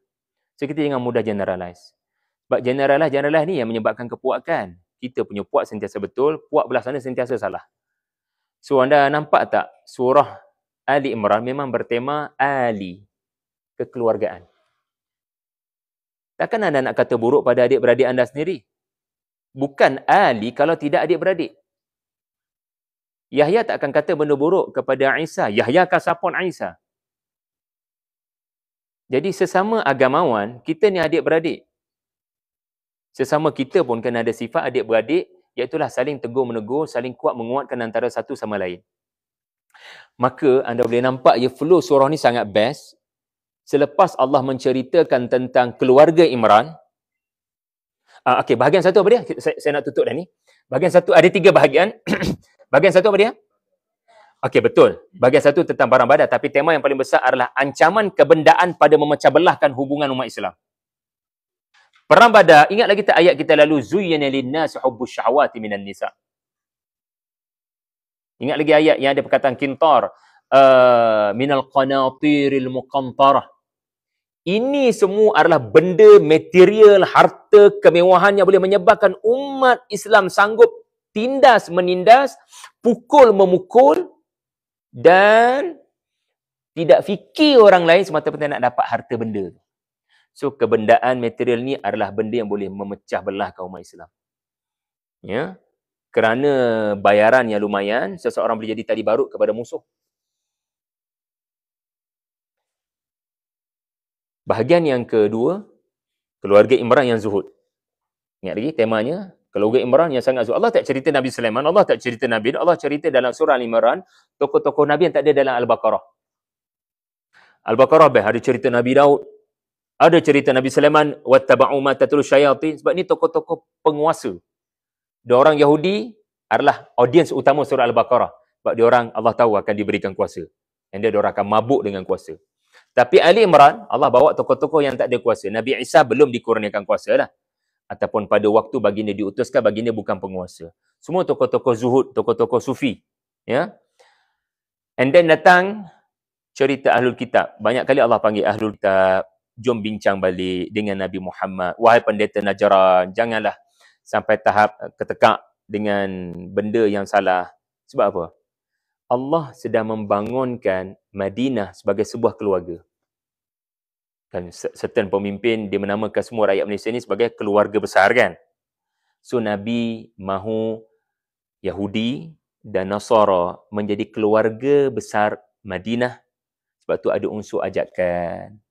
Ya ahlul kitab. Anda akan perasan banyak ayat-ayat bernada wahai ahlul kitab. Tengok balik kamu punya kitab. Betul ke kata macam tu? Ibrahim dikatakan macam tu.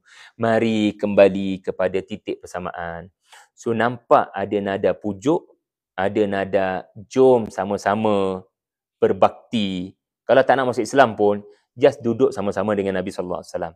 Saya harap semua kita hargai kenapa surah ini namanya Keluarga Imran. Imran bukan hanya ayah Maryam.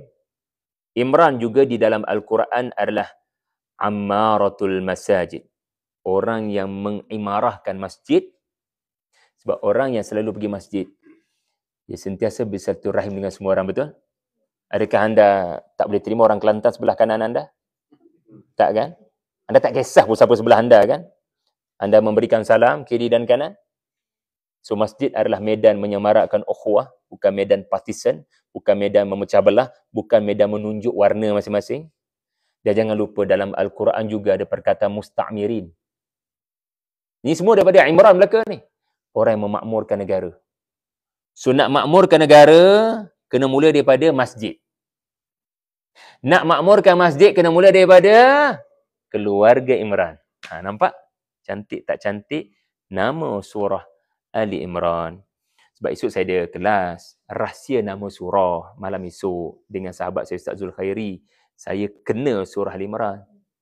So alang-alang kaji tu saya share lah. Okay. Terima kasih semua. Barakallahu fikum. Wallahu alam. Assalamualaikum warahmatullahi wabarakatuh. Subhanakallah bihamdik. Asyhadu an la ilaha illa anta wa astaghfiruka wa atubu ilaik. Bismillahirrahmanirrahim. Wal 'asri innal insana lafi khusrin illa alladhina amanu wa 'amilus salihat wa tawasaw bil haqqi wa tawasaw bis sabri walhamdulillahi rabbil alamin.